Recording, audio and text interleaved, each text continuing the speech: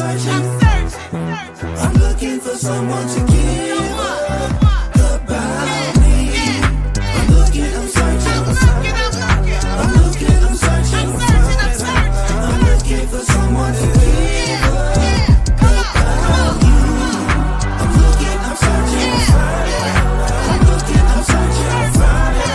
I'm looking for someone to give about me. I'm looking, I'm searching. I'm looking, I'm searching. I'm looking for someone to give about you. It's from the love that's in me. I love the love. I am so grateful for the enemy, but yet they still attack me with the envy. They're trying to clog my drain, leave me empty. They say I'm honored every week. I say humbled and grateful, not to feel weak. Let the church speak. I'm on the wall, but Great rising, what's happening? Good morning, everybody. Listen, we're so excited to be here this morning in the studio. We have a special guest. Before we get to our guest, a lot of great things are happening in the beautiful city of Chicago. Tap in with us, Chicago Community Activism Podcast, Facebook Live, YouTube. We want to hear from you. We would love to have you on as a guest as well. We do this in the spirit of those who came before us that did this work. Some of them are the names we don't even know. We pay homage to them for having the fortitude, the knowledge, the wisdom, the understanding to want to be about community. This show is all about community. Unity is in community. Every Saturday we come and we do this show. It's 30 minutes, and we do that intentionally so we can get out and support you. Whatever it is that you're doing, tap in with us. Let us know.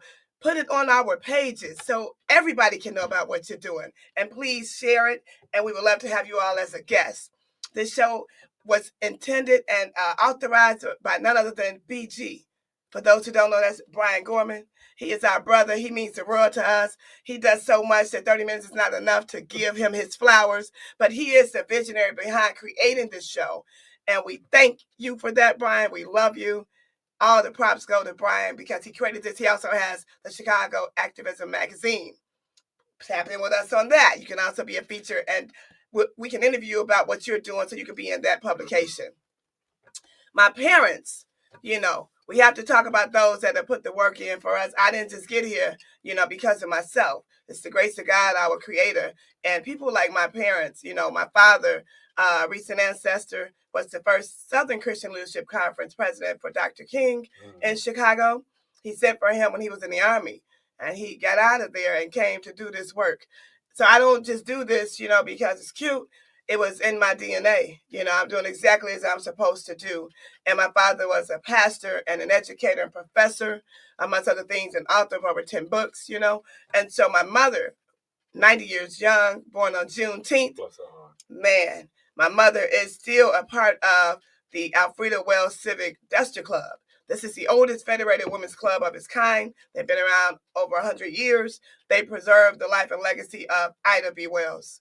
So I'm grateful to be in the space that I'm in and to do the work that I do. It's not because of me, it's because of the grace of God. And I'm grateful. We're going to get right into our guest. Our guest is no stranger to our community.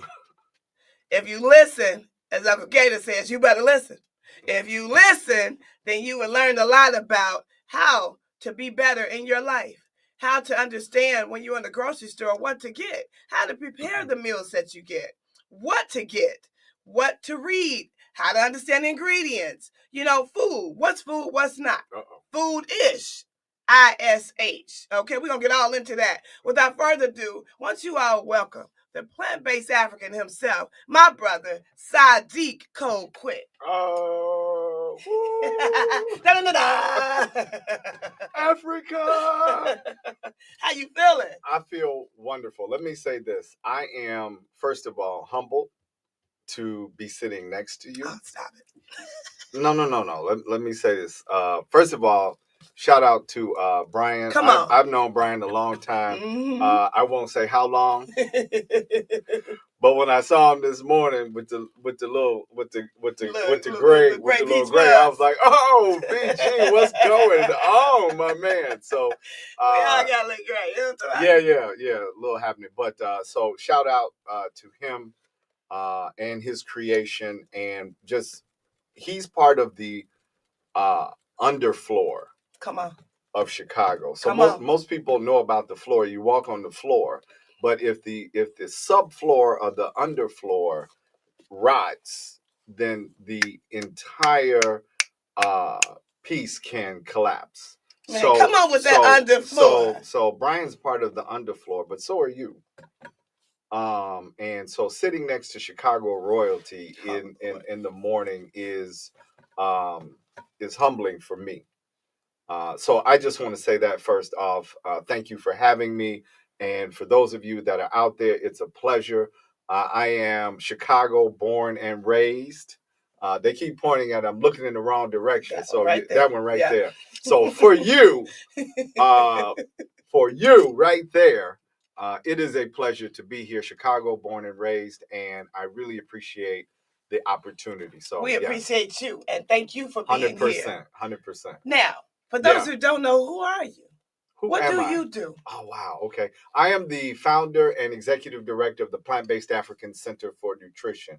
I have worked in the plant-based world for the last 25 years in everything from nutrition to plant-based events, restaurant management, food creation, several aspects of it. But the last 12 years, we have spent on the nutrition end, went back to school, became certified, because people kept saying, Sadeek, help me with this and help me with that. But I wanted to know the science behind it, the data of it, right? And so more than just lifestyle names, like I'm plant-based, I'm vegan, I'm pescatarian, I'm, I'm this, I'm that. So with that being said, we have been leading the way for the last decade in disease mitigation, cancer, prostate cancer, breast cancer, diabetes, heart disease, high cholesterol, you name it. We have helped individuals mitigate and walk back from those diseases.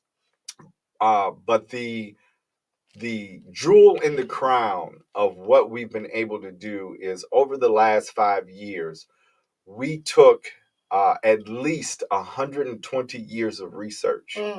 And we sifted through that. We took our 20 plus years of experience and we on the ground, and we took the feedback from those that we worked with, and we were able to define, right? We were able to codify what food is and what food is not. Hold on, we're going to get all into that. I got to ask you this now, and thank you for that. Listen.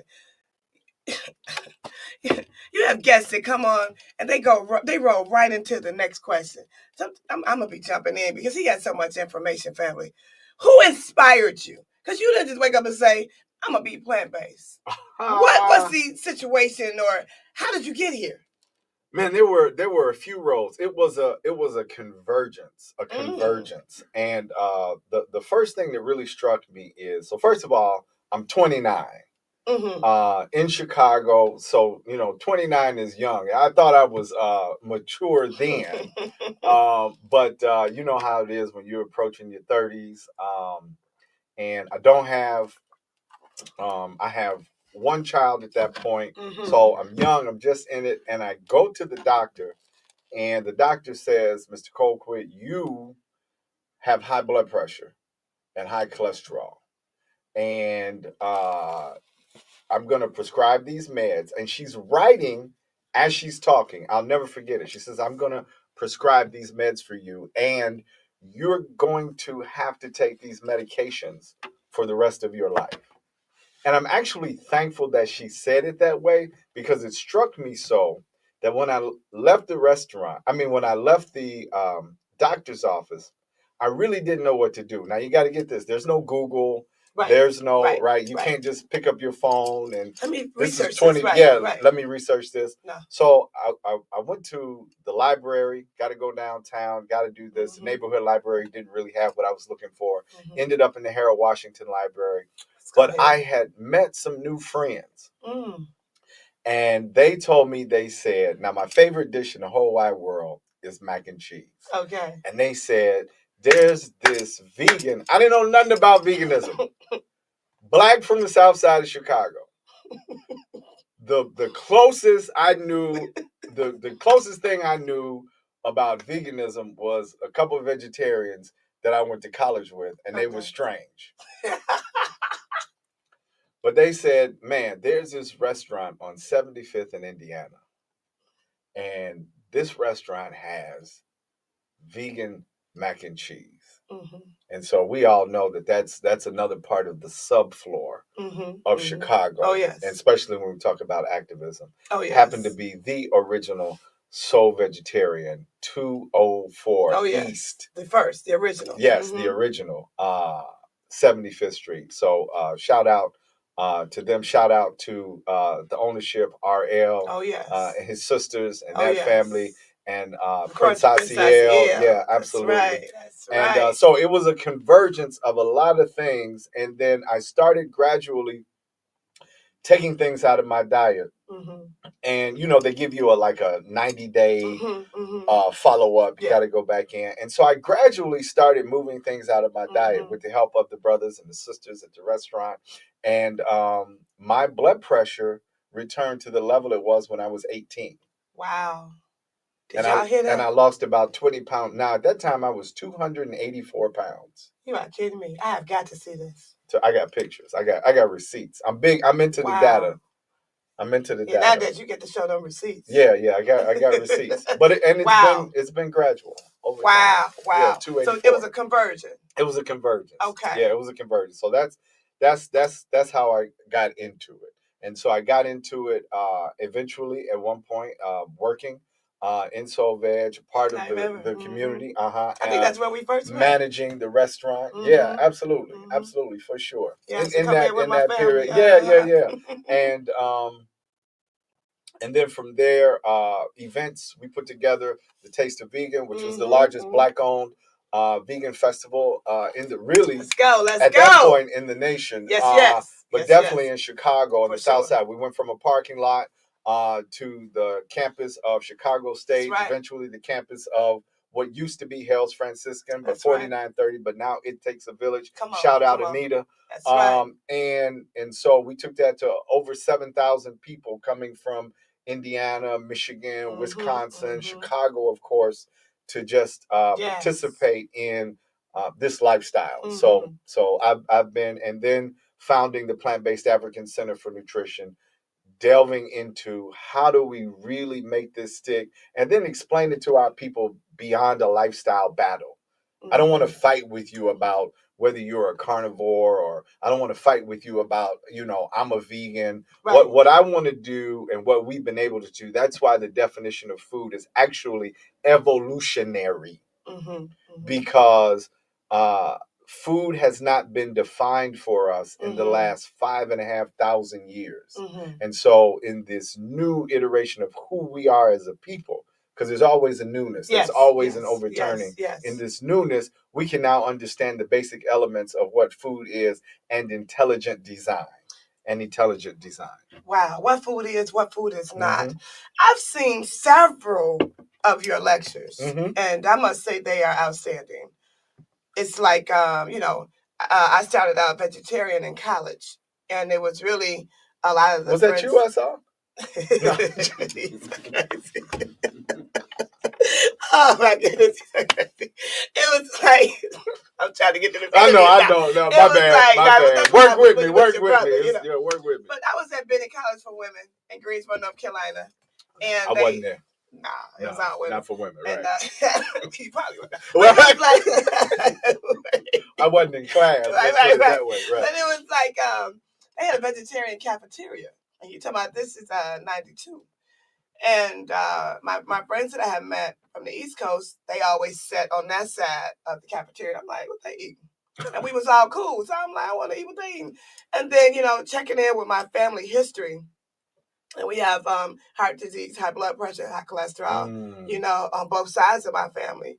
I decided to change my diet, and I also raised my children vegetarian. Then we got into veganism, because you evolve, like you said, things evolve. Right. Now, for those who don't know, you broke it down in terms of people really visualizing having to hunt and kill your food versus food that grows out of the ground.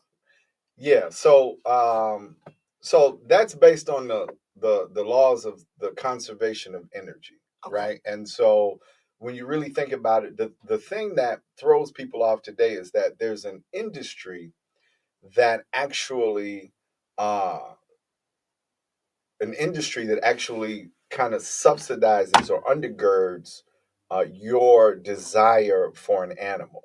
You don't actually experience the natural process of what it takes to eat an animal. So you can say things like, I'm a carnivore, or I like meat, or I like but you've never chased an animal, or you've never wrestled a cow. I'm sorry, go ahead. That's not right. No, it's right. fine. So that being said, and I tell people all the time, so let's dial it back. Okay. You and I are first of all, the reason we want to eat, these are all biological. These are all biochemical processes. The reason you want to eat is to replenish energy. Okay. And your body needs nutrients and certain things. So the hunger signals, are not telling you, I want a pizza. The hunger signals are telling you that we need to replenish something in the body, right? So your energy has been depleted, and we need to raise the energy level. So you and I, we're melanated.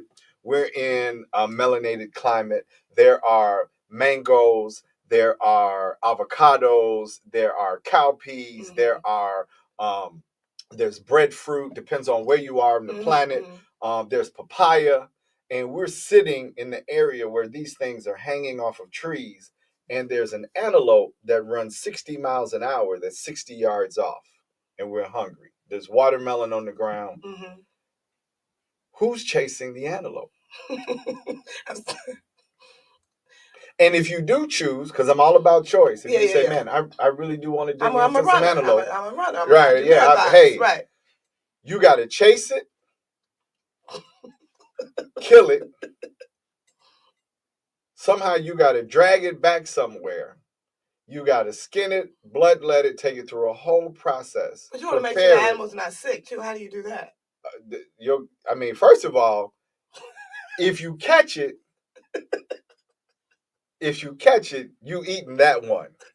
Because other than that, you don't know when the next time you're going to eat. So sick or not, you eating that one. Because you just didn't caught that one. So when you catch it, you got to do all these processes. By the time you get done with that, I done ate 2-3 watermelons and I'm asleep. Which one makes more sense?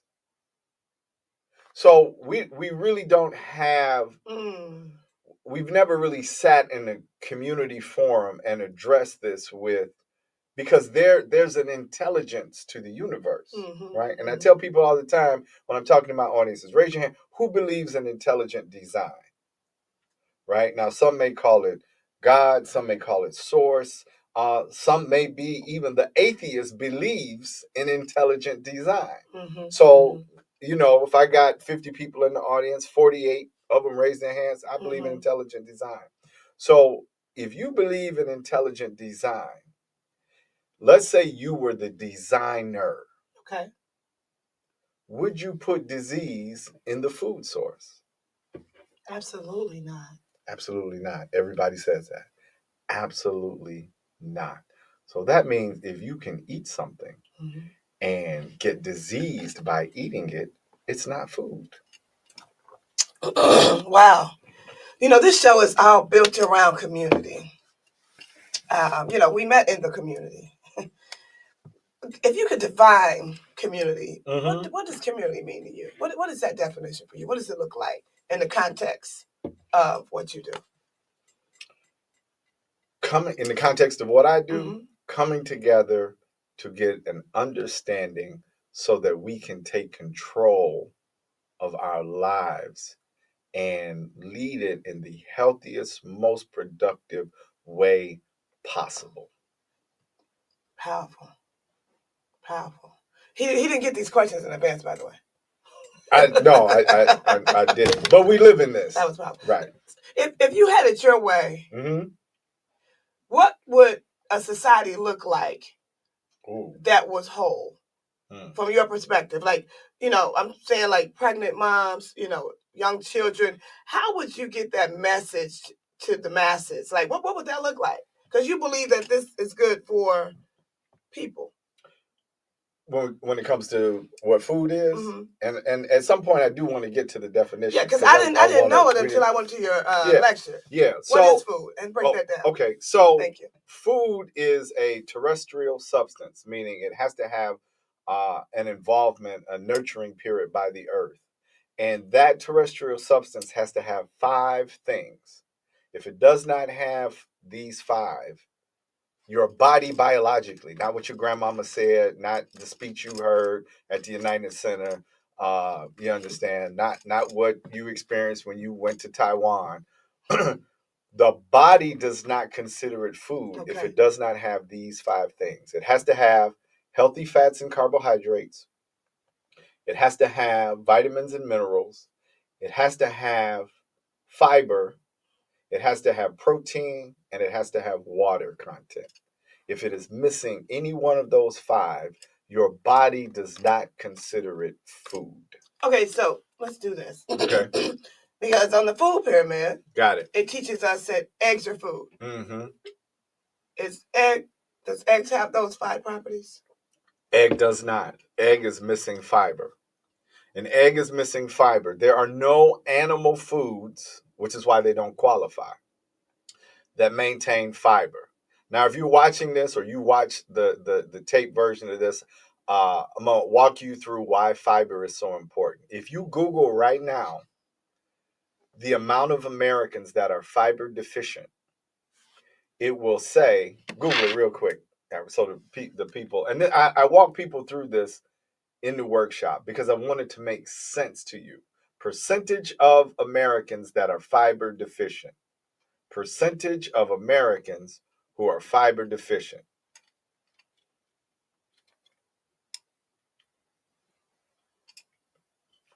She Googled And it came now. right up. Whoa! Okay. Now tell them, because I this is not my, this is why I love the data. What's the percentage? 95%. 95%. Of American adults and children do not consume recommended amounts of fiber. Now 95% means everybody. Everybody. So when I walk into a room, if you participate in the standard American diet, which 95% of Americans do, then 95% of those 95, which is basically everybody, is fiber deficient. Here's the next Google. Google the diseases that come from fiber deficiency. We doing this live. You can do it with us. I want you to understand this. So now you can understand heart disease. You can understand diabetes. You can understand cancer, certain types, right? Cancer is tricky because cancer involves or can involve more than food. What are the diseases that come from fiber deficiency? Diabetes, heart disease, colon cancer, breast cancer, constipation. How do you say? That's enough. Diverticulitis.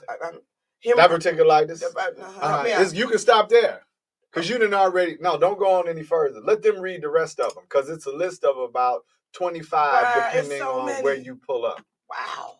Because the body, and this is just one point. We called out 5. We could talk all day. The body, your body has to have fiber. So if you've had an egg and cheese for breakfast, right? There are no animals that have fiber. Animals have skeletons. Wait. Now everybody say I gotta get protein. Sista Afrika, we gotta let's take care of fiber first. Okay. And then we'll hit the protein. If you've had egg and cheese for breakfast, no fiber. Chicken sandwich for lunch, no fiber. Steak for dinner or salmon on the plank, no fiber. You are animal centric, and that no fiber, right? Fiber is like part of the cleaning system that you have to pull toxins out of the system, regulate your colon health. It also is a part of your gut health. Fiber helps you produce part of the microbiome that's necessary for your immune system. So that's why you're getting a cold all the time. The flu. That's why COVID was so damaging to America, because 95% of America is fiber deficient. Therefore, 95% of America. I'm looking into the wrong camera. I'm talking right here. You. I'm talking to you. I'm talking to you. Charge my heart. I get excited when I talk about this. Get this now. 95% of the people are fiber deficient. Fiber, the lack of fiber, right, will have you operating in a limited immune capacity, because even the viruses that go throughout the world are not strong enough to fight you in your optimal health. Listen, how you doing, Tanya? So you got to have, appreciate you for tuning in. You got to have fiber, right? And so back to intelligent design. If you designed a world and your body needed fiber, would you make a food source that didn't have fiber? It doesn't make sense. No. It doesn't make sense. So So for people who are listening right now, we have 3 more minutes left. What can they eat then? Because oftentimes people say, "Well, I can't eat nothing," you know. Well, that's that. Well, so how do you get fiber? How do you get fiber? All plants have fiber, all of them, and the reason and the definition lives beyond just plants, because mushrooms that are fungi or mycelium, they're actually not. They don't operate the same way as plants do. But they have all 5, and they contain fiber as well. So I tell people the definition of food lives beyond a lifestyle label. It lives beyond veganism. Vegans consume things that aren't foods. If you like the vegan Philadelphia cream cheese that's on Jewel's shelf, the right side, right up, and I know, right on 95th Street. Anyway, point being is that that's not food. So this is beyond a lifestyle label. But I want to say this. I know we got a couple minutes, and then we can continue the conversation. Food cannot accelerate cancer. There's no diabetes in food. There's no heart disease in food. There's no high blood pressure in food. Disease does not live inside of food as defined, because that's not intelligent. Okay, can you give me those 2 questions one more time? Someone's asking, so they can Google them. Okay, 2 questions. What is the percentage of America? What is the percentage of 330 million people or more that are fiber deficient? And second question is, what are the diseases that lead or stem from fiber deficiency? How many of you are fiber deficient? And then what disease comes from fiber deficiency? That's why your food has to have fiber. Now, Brother Sadeek, again, everybody, has such a base in his knowledge of this understanding of food, what's food, what is not food. You've traveled around the country. If you could collaborate with anybody, who is that? Because this is also a show where we want to make some connections happen.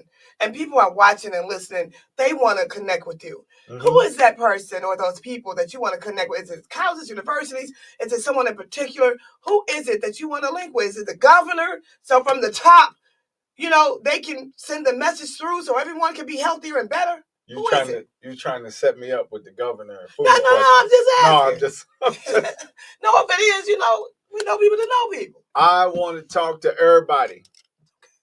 Okay. We need to be at Chicago State, U of I, University of Chicago. We need to be inside of the hospitals. We need to talk to U of C labs. We need to talk to the school system. We need to talk to His Honorable Brandon Johnson, Mayor of Chicago. Yes. We need to talk to community groups. We need to talk to activist groups. We even need to talk to people who are preparing militia groups. Because let me tell you something. If you don't know what food is, if things really went down and you're preparing to hunt, you are not going to make it. And it's much easier to carry a seed bank in your book or your backpack than it is to carry a cow. Wow. Dr. Leslie Moore Hicks, thank you for tuning in. Tanya Harris says she's definitely going to share this. We appreciate you. Thank all of you all for tuning in. How can people find you?